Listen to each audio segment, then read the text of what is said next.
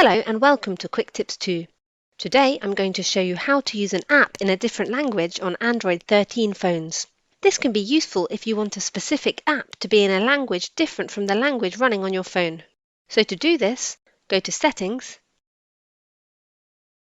scroll up, then tap on System. Tap on Language and Input. Then tap on App Languages. Here you will see the list of apps that support language selection. Now select the app you want to have in a different language. For example, I will choose Google News. Select your language, for example, French. Now let's test it. As you can see, Google News is now in French. A simple way to use apps in different languages on Android 13 phones.